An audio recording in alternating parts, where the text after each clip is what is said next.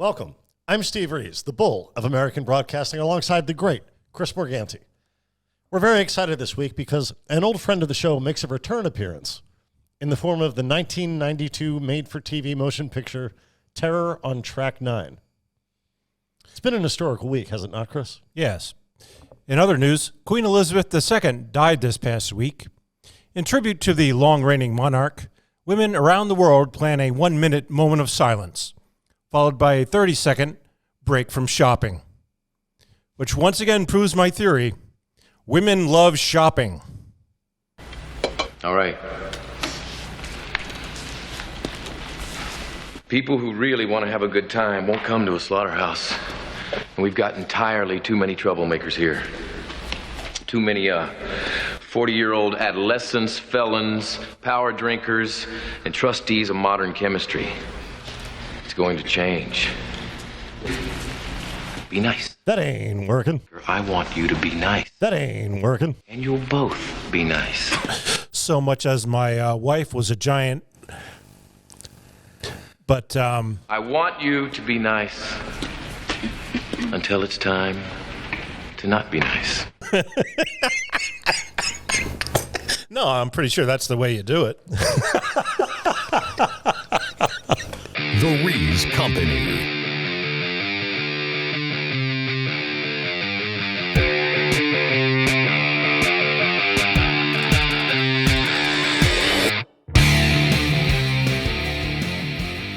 All right, crack open a tepid Genesee. Watch the pictures as they travel through your neighbor's Wi-Fi. Tonight, we're going to be talking about Terror on Track 9. Yes. Based on a series of novels starring or featuring Detective Richard Janek. Is that the name of the fella? Janek, yes. Yeah. Now, was that something you had known about prior to seeing this film? No. Did you know that this was a series of made-for-TV motion pictures? No, I didn't know any of that. Okay. Shall we hit the intro? Sure. For the movie of the week of the week.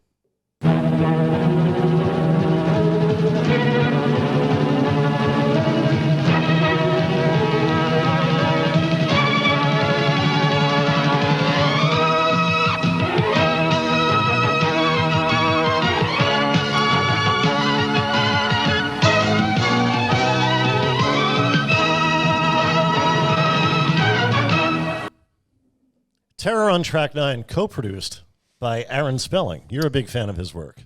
Yeah, I'm a fan of Beverly Hills 90210, as well as the series Charmed. Yeah. Can't say I'm a fan of some of his other work, but, you know, you have hits and misses, right? I thought that might have influenced your choice of this film, because you did choose this one. No, I didn't realize until the end credits that he had anything to do with this, but, yeah. Well, we're bringing it all back home with this one, Chris.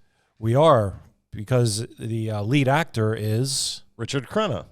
Star of, Deadly Justice. It had an alternate title. He played the lead role in Deadly Justice. Yeah, okay. The film we discussed in episode 1, our very first movie of the week. Right. And just like in Deadly Justice, in this film, he plays a man in law enforcement, but he's not Richard Beck. Right. He's, as you mentioned, Lieutenant Frank Janek. Now, I half believe it is Richard Beck. He just fled Seattle and changed his name after all the locker room jokes about the events in Deadly Justice. Yeah. And if you don't know what we're talking about, check out episode 1 of The Rees Company, where we discuss Deadly Justice. But we should warn you, here's a little content warning. That film contains a Deadly Justice. Yeah. So this role... man-on-man Deadly Justice, too. Boy. So, you know... The Lieutenant Janek is one Crenna played periodically in made-for-TV movies from 1985 to 1994. Yeah, they made 7 of these. Yeah. I don't know. And CBS wanted him to play the character in a weekly series. But Crenna disagreed. He believed that the other characters would be, in his word, degraded if they were seen more regularly. Yeah. That makes no sense, so I'm going to assume money was involved in that decision. Possibly, because if these characters were all in a series of novels, the characters had already been developed. They could have just taken them out of the novels and put them on the small screen. Yeah. Sounds like he was making what the money they offered him for the series was the same he was already making for these movies. For the occasional film. But with like 3 times the work. So yeah, I don't think that's the right creative move. Right. Yeah. Right. Now Terror on Track 9 is also notable for answering this unasked question, Chris. Does Swoozie Kurtz know if she's like Pac-Man? Stay with us to see what that means. And I guess maybe I'll have if to. you do, please let us know. Drop us a comment and let us know what that means. In Terror on Track 9, Lieutenant Janek, he's on the case of a serial murderer staking out a very public place for prey. The subway? Grand Central Station. Yeah, okay, right. Someone is shooting up unsuspecting travelers with fatal doses of heroin and leaving behind a calling card. In fact, let's see the first murder we get to witness.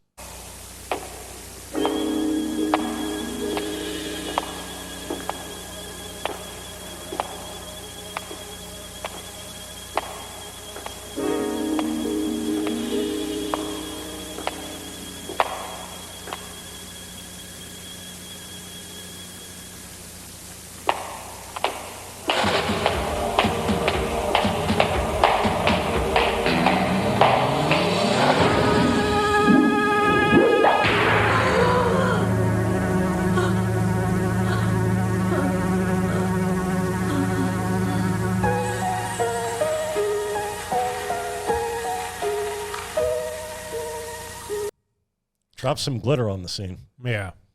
Does heroin act that fast? I don't know. Well, that much heroin. It's a fatal dose. Okay. So potentially, yeah. By the way, we're what? It may induce cardiac arrest at that. That scene was like 5 minutes Dosage. in, right? Yeah. Yeah, no dialogue. You didn't miss any dialogue so far.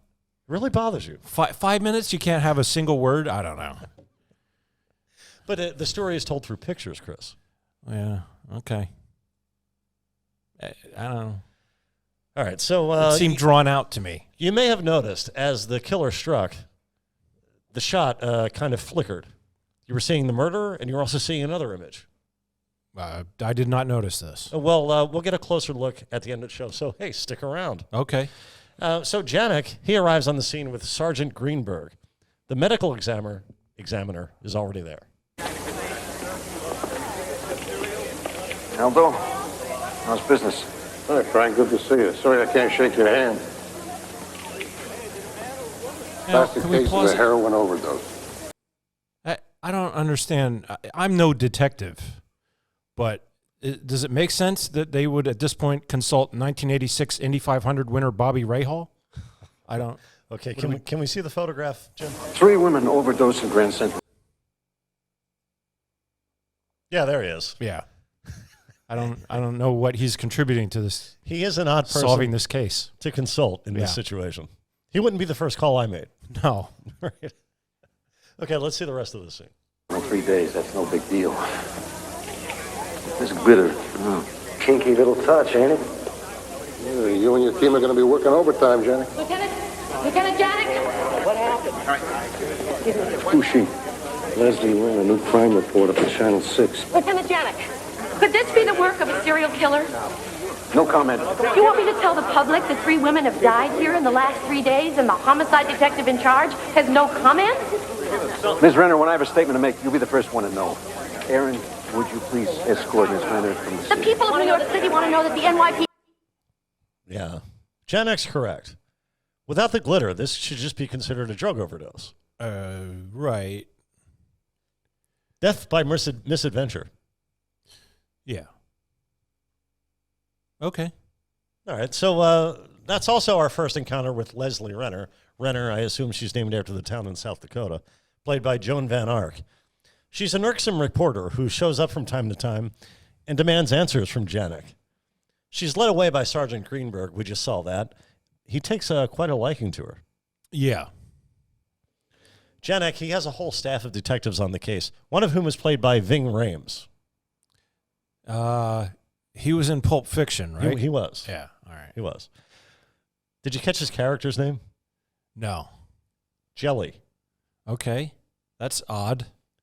Is that a nickname? I believe it's a nickname, Okay. or it's a huge coincidence, Okay. because they call him Jelly, and he's almost always seen eating a jelly donut. Yeah, that's not a... the jelly donut is, in my opinion, one of the worst donut choices. Yeah. Yeah. You can't go with a Boston cream? Oh, those are the best. Or a Bavarian cream. Yeah. Yeah. Yeah, I don't know. Yeah. Well, I hear Jelly reminisces. Sure, he did that. He reminisces. Yeah. Reminisces. That's it. Right. Jeez. It's been a really tough week, Chris. Yeah, I get it. He reminisces with his partner about a previous case. Let's see. Line 3, cops. Zip. Man, this is weird. Reminds me of that guy who was going around shooting darts in the women's behind. What do we call him again? Darkman. Yeah, Dart Man. Yeah. I'm guessing he's not going to be cracking the case. What was the name of that guy who killed people with darts? What's some of them other villains we got? Dartman, Son of Sam. Riddler. And a few years later in Pulp Fiction, he played another bright bulb who came up with this idea. Hey, John Travolta, take my wife out dancing. Yeah. Smart move. So after some legwork, Janek believes he has the latest Grand Central victim identified. He goes to Chief of Police Malesko to confirm. Got something? Yeah, anybody in your family named Joyce? Yeah, my brother Mike's daughter. Why, is she some kind of trouble?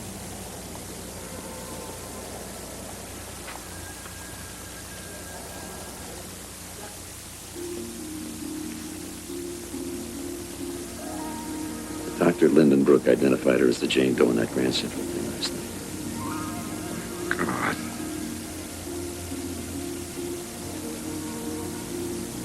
I'm sorry, Tom. I'm going to regret reminiscences for the rest of my career, Chris. Yeah. Letting you know that right now. I'm never going to forget that.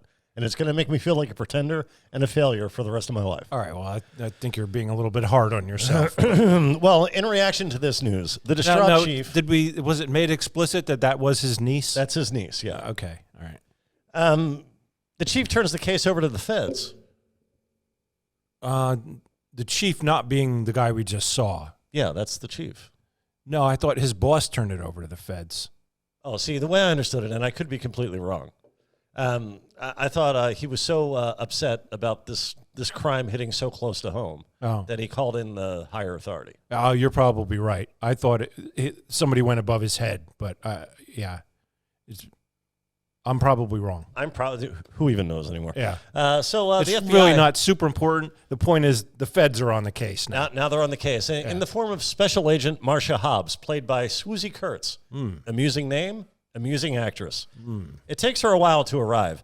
The city's in disarray because no one wants to get on a train except for the Red Hot Chili Peppers. So there's a traffic jam from Harlem to Jackson Heights. So here comes Swoozie. She's a profiler. Let's hear what she has to say.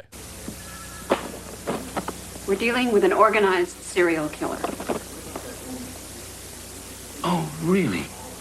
These homicides are non-sexual, pre-planned, and victim selection appears random. The victims themselves represent low risk to the killer. What about the location? Grand Central Station, definitely high risk. The MO's a little strange. Women traditionally poisoned. But poisoning by injection is violent, something a man would do. I have referenced every unapprehended serial offender through our profiling system. It all came together. The victimology, the hypodermics, the glitter. I've got your boy, Janek. His name's Randolph Quentin Darnell. Yeah. Well, case closed. All right. It's been a good time. I'll see you folks next week. Not even half an hour in. Yeah. We have our perp. Yeah, there you go. So this Darnell cat she just described, he's an escaped mental patient who's been on a killing spree across America. And it's only now, I guess, the FBI decides they should probably try to track this guy down. Right, yeah. Hey, let's get on that. Yeah. Now that he's added one victim to his list of dozens. Which, by the way, they track him down that very night. Right, of course. But with the help of Janek's team. He was actually moonlighting at the police station.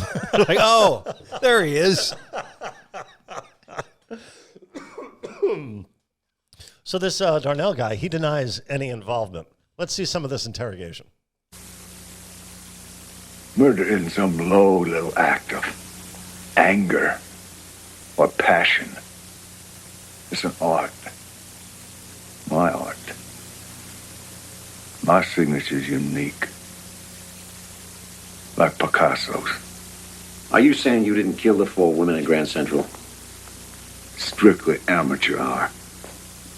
Work of an imposter. Then how do you explain the syringes and the vials that we found in your room?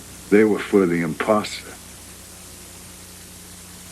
He who lives by the sword should die by it. Yeah, this may be reminding folks of something else. I'll get to that later, what it reminded me of. Okay. But, yeah. All right. Well, Swoozie continues to insist that Darnell is the serial murderer. Sure. They've been looking for. Janek seems to agree. And the Post even reports that the killer has been nabbed. But the perpetrator strikes again, this time targeting a deaf nun. That's enough for the chief of police to send Swoozie back to Arlington. A lot of W's in that sentence, Chris. You have to give me clemency for that. Her name is really Swoozie, not Susie? Swoozie Kurtz. Weird. Have you never heard the name? No, you've heard that name before? Yeah. She's a well-known actress. Right, but who else has that name? I don't think anybody does. Okay. It's a made-up name. Yeah, gotcha. Yeah. Janek objects to Swoozie going back to Washington, and he makes a case for her to be kept on the assignment. So she stays. Soon, Janek notices a commonality shared among the victims. Marcia, take a look at these.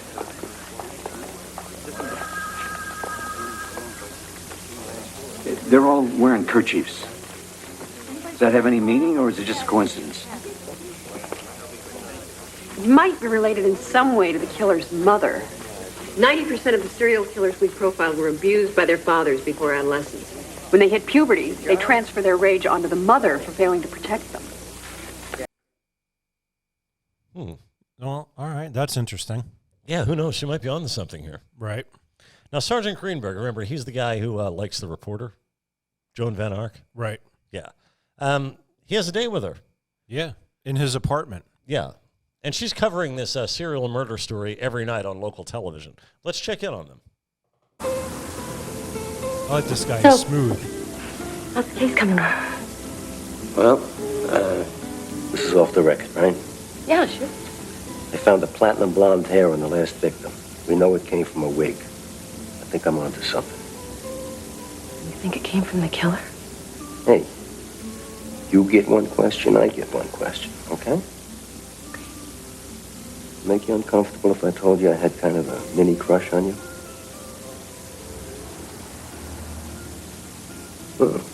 That's a yes. No news is good news. I don't think you're reading the signs there, buddy. This guy reminds me of every one of my grandfather's friends. Not in the way he's acting, but just that look. Yeah. That was a very 80s look, for a man of middle age. I guess he's maybe younger, but I don't know. Maybe it's those glasses make him look older. I don't know. That could be. It could be the chosen eyewear. I think he got him at the same store as Bobby Rahal. So, yeah, Greenberg reveals that strands from a wig were found at the scene of the most recent killing. Right. We do see that occur, but our audience has not seen that. Right. They found the wig maker, who was also, incidentally, a heroin dealer, and he provides his list of clients to law enforcement. Now, just like Sergeant Greenberg, Janek is also off duty. Swoozie pays him a visit, and they grow closer. She's married, soon to be divorced, and from what I gather through their exchange, he's either been divorced or widowed for a long time. That was probably covered in a previous made-for-TV movie we did not watch. Yeah, it's pretty clear that this was not the first in the series of 7 movies that they made because they assume you're already familiar with the characters. Yeah. And I guess that maybe we probably, had we known going in, we would have picked the first one, but we didn't know. No. So, yeah. We had no idea. Yeah. Anyway, let's hear part of their commiseration. Think you can handle it? Career, marriage, and then one day... And one day, you find yourself alone. Eating TV dinners.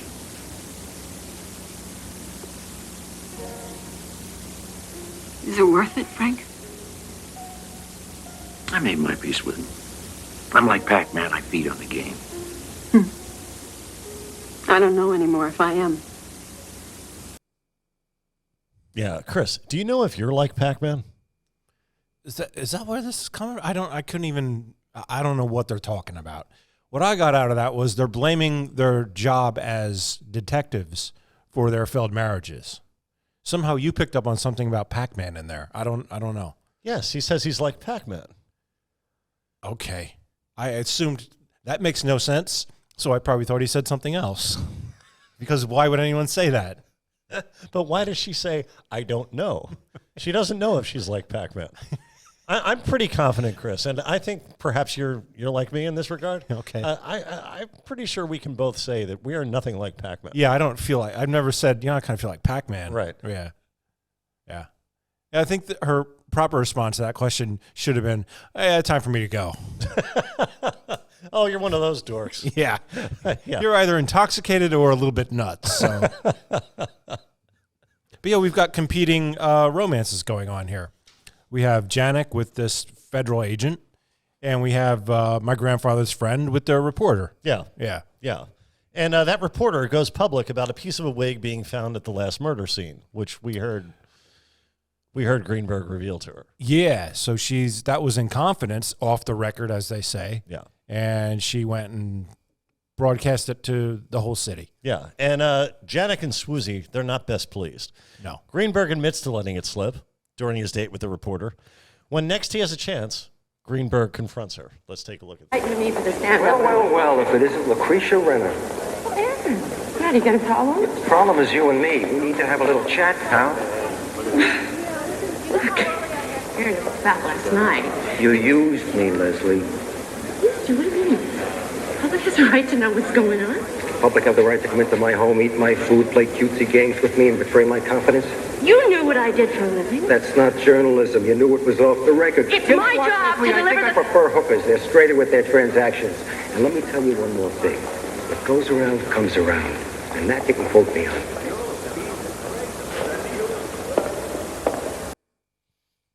I got to say, Steve, I found his character to be the most interesting in this whole thing. And it makes me kind of want to watch more of these. It would be funny if he's always like trapped in some kind of loveless, failed romance in every episode. I would find that entertaining. But well, what would his name be? See, Jelly is called Jelly because he eats jelly rolls. Right. What would his nickname be? Probably he could also be Jelly because he's jealous of. I don't know. I don't know. I don't know if they said that 30-some years ago, but 30 years ago. Yeah, probably not. So they've narrowed down this wig maker's clientele to a prime suspect, an elusive customer who goes by the name of Giselle. Right.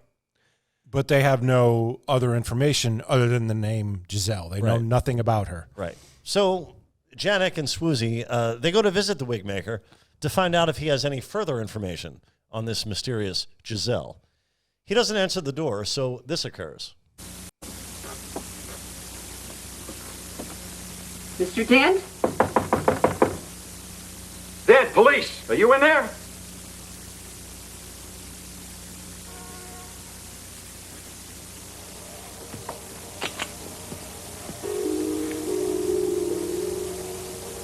Dad? Touch it open, no damage to the door or the lock. Yeah. Check upstairs. Can we pause it? Because this is the second time we see them breaking into someone's apartment. And the first time I noticed they did it very realistically. They knocked out the deadbolt first and then the knob. That's procedure? I would assume so. Like, I wouldn't have thought until then, like, oh, of course you have to take out both, right? Right. But yeah, I guess the police consultant was off when they shot this scene. Yeah, just Janet kind of just blows on the door. Yeah. And it flies open. It probably was not even locked. So, all right, let's.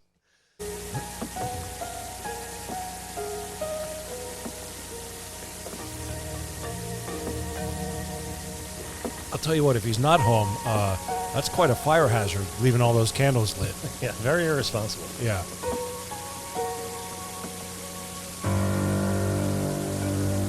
Oh, no. Well, he's sort of home. Marcia.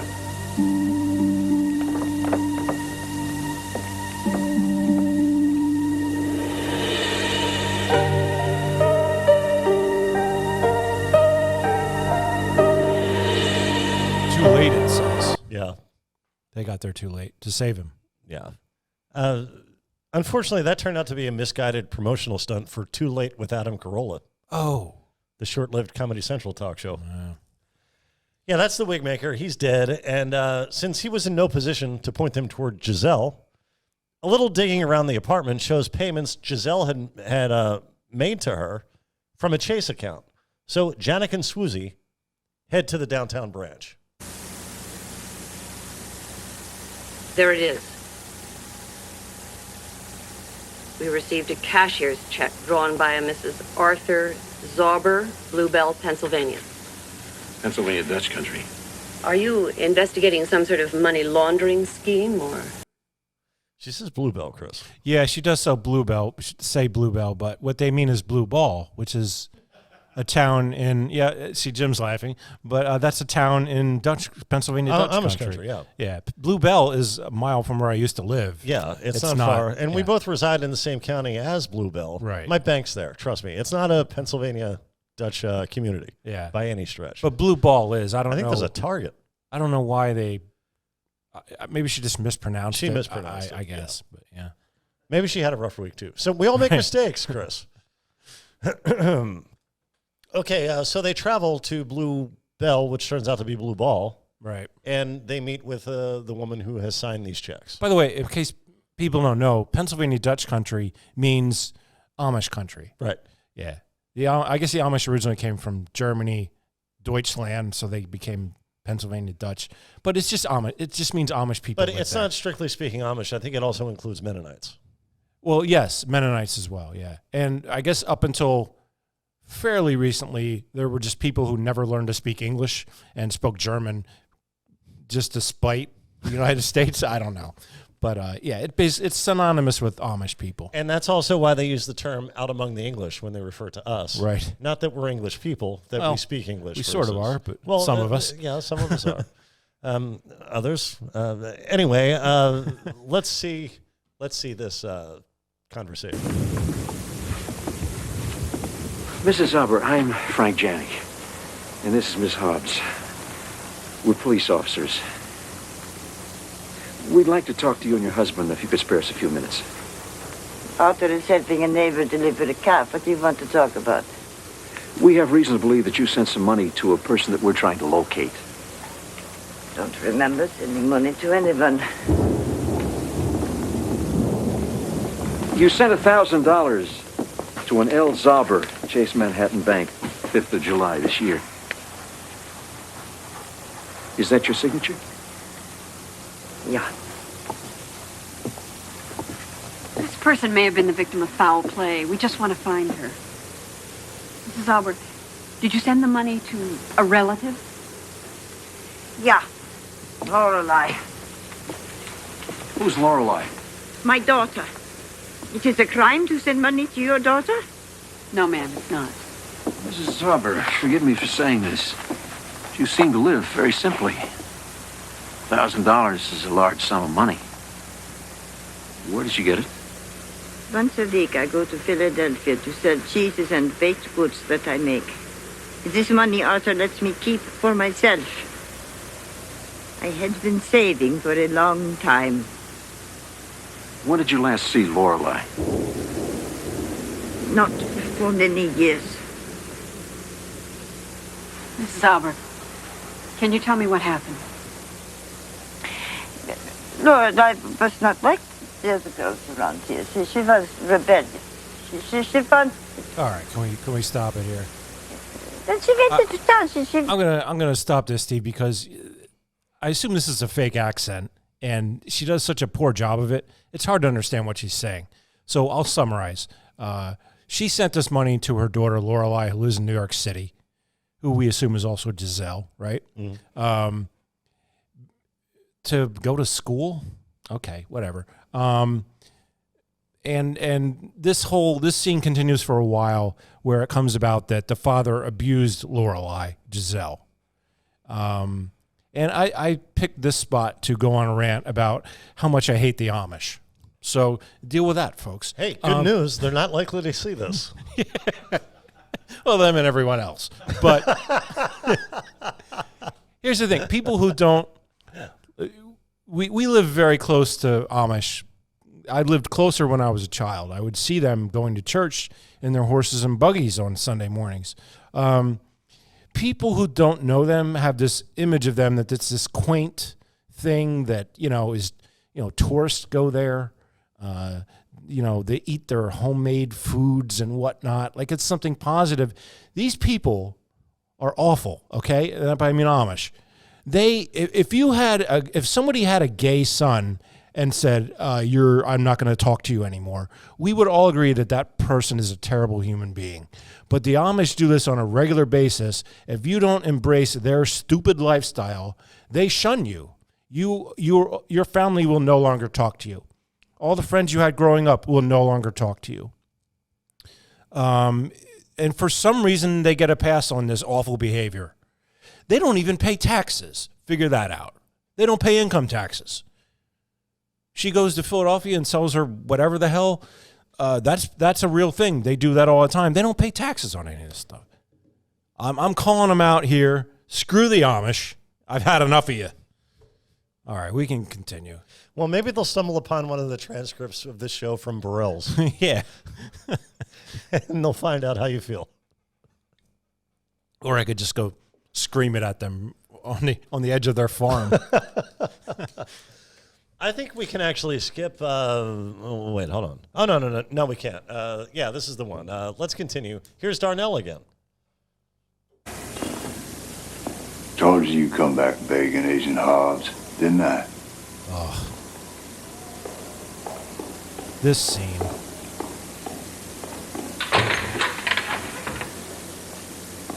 We need to know about the glitter, Randall. We need to know what it means. You mean you want to know what it means to the imposter? You say so. What's in it for me? A remand back to Atascadero instead of maximum security at Marion. That's tempting. I prefer the climate of Southern California. But that's not good enough. What do you want? What I always wanted. Beg me. FBI, Special Agent, Marshall Hobbs. Beg me. Can we stop it there? Have you seen this before? I did when it was called Silence of the Lambs. Oh, yeah. Released the same year. Yep. Obvious copycat. This probably was not in the novel that this was based on. They probably just threw this scene in there. Hey, Silence of the Lambs is popular. Let's add this. It's such a ripoff. I was kind of enjoying the movie up until this point. This is such a blatant ripoff. It took me out of everything, And this is where you split with it. Yeah, and then it deviated further. But, yeah. Okay. Well, over some beers at Grand Central, Janek has an epiphany in the company of Swoozie. Just having some beers at the train station, like you do. Sure. I've had beers pretty much any place you could name, so I get it. I've had them on trains. Yeah. No sound. The train leaving for New Haven has been canceled. Thanks. Oh, boy, I needed this. Cheers. There she is. The police have no further leads in their pursuit of the Grand Central killer. In a related story, Deputy Mayor Vargas' office announced that Chief Tom Malesko, who had been directing the case, has been temporarily suspended from duty. On Wall Street today, the bulls were in firm control as the Dow Jones Industrial Average rose 22 points to close what is at it? 3340. Volume was active with 220 million. She seeks fame and glory. Outnumbered losers 3-1. That's something Darnell said. Yeah. Also up. And that wraps it up for the 11 o'clock news. I'm Leslie Renner, standing in for Julie. And by Darnell, you mean Hannibal the Cannibal. Yeah, the stand-in for Hannibal Lecter in this motion picture. So, Joan Van Ark, she's about to go on the air. Okay. Now, we just saw her on the air. Right. But I guess this is a later newscast. Yeah. And Janek pays her a visit in the makeup room. Did you ever run across anybody named Giselle in your travels? I meet a lot of people in my work, Janet. Well, this Giselle bought heroin from a guy named Zachary Dent. Did you ever meet him? No, of course I didn't. What is this? He's also a wig maker. You see, we believe that the Grand Central Killer wears wigs that were made by Dent. Wigs like this one, Scoop.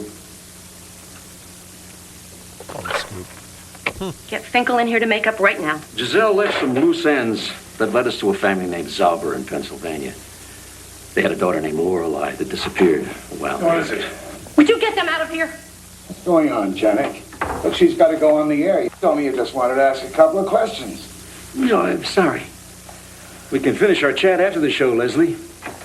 Or should I say Giselle? Ooh. So Swoozie does a pretty cool move. What does she do? She brings the reporter's mother to the set. Oh.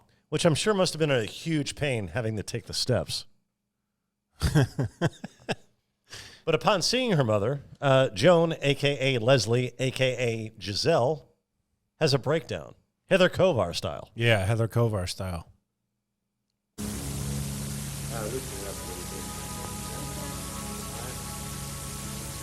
Mommy? Here we see her father abusing her Papa? Please don't as a child. hurt me. Because... Don't. What is she She saying? won't help you. If she never helps you, I'll be the one to take care of you. I'll be the one who'll help you. She's playing all the roles I'll in her help flashback. you. Okay.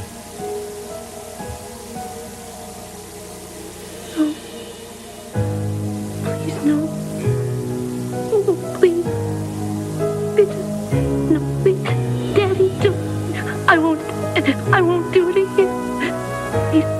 Mama, don't. No, Mama. Please don't let him. Don't let him. Don't let him. Don't let him. Ah! Mercy, no! Mama. All right, now we do have a still shot of this. Okay. And I don't think we need to bring it up because we saw it pretty clearly in that flashback. Okay. You see the guy who looks like Noddy Holder? That's actually her father beating her. Oh, okay. And during the first killing, in fact, during all of the killings, we only watched the one killing. Yeah, on this show. Yeah. It flickers back and forth, as I said at the top of the show, between the murderer and another person who you can't quite make out. Oh, okay. And that person turns out to be her father. When you see him beat her here, that's the memory she's reliving as she's murdering her victims. Oh, I didn't pick up on that. Yeah, that's well, that's a nice touch. You know what's not a nice touch, Steve, is how ridiculous this whole thing is. The whole case hinged on the check that her mother wrote to her, right? Mm-hmm. She's a local news personality. She needed to go to her estranged mother, who's Amish, to borrow $1,000 to buy heroin and glitter in order to pull off her crime scheme. You can't spare heroin and glitter in your TV personality budget? The whole thing makes no sense. Well, New York City is an expensive place.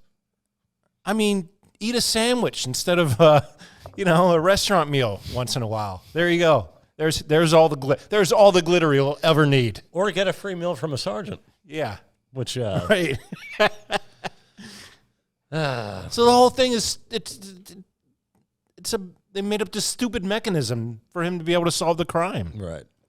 Stupid. Yeah, so she goes to jail, case closed, everybody goes home. Anything else you want to say before we rate it? Is that really the end? Yeah. Yeah. Yeah, the federal agent lady, Marcia, I guess. Yeah. She makes up with her husband, and that's the end of her romance with Janek. Yeah. Well, that's so we can have a new one on the. See, I don't know, but I think he might have been like James Bond, right? Where there's a romance in every film. Oh, sure. Yeah. So maybe that was what Janek was in the TV movie world. I would think so. Yeah. Yeah. Yeah. You want to go ahead and rate it? Okay, I'll rate it. 1 Meredith Baxter. Wow, that's low, man. I'll tell you why. Nothing, terror or otherwise, actually takes place on any track, let alone 9. Right.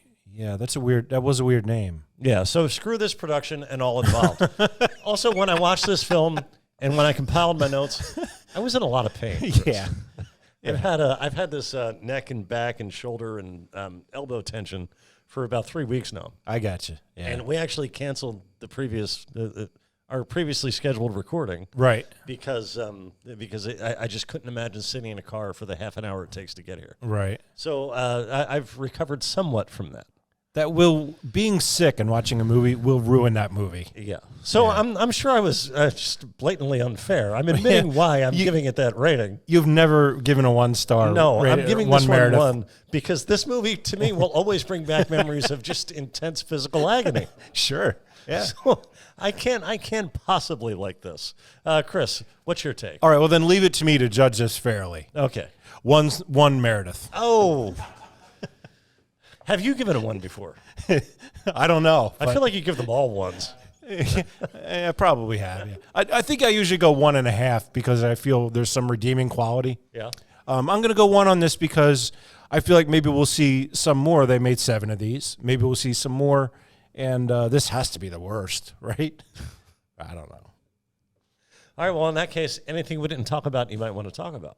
No, I think that's enough. Well, in that case, I think we did. Thanks so much for sticking around. Thanks for putting up with us. Again, if you can figure out why Swoozie Kurtz does not know whether or not she's like Pac-Man, let us know in the comments. Otherwise, we'll see you next week. I'm Steve Rees. For Chris Morgani and Jim Corhan, Oski Wiwi. Oski Wawa. All the back now. Tigers. Eat 'em raw. We did it.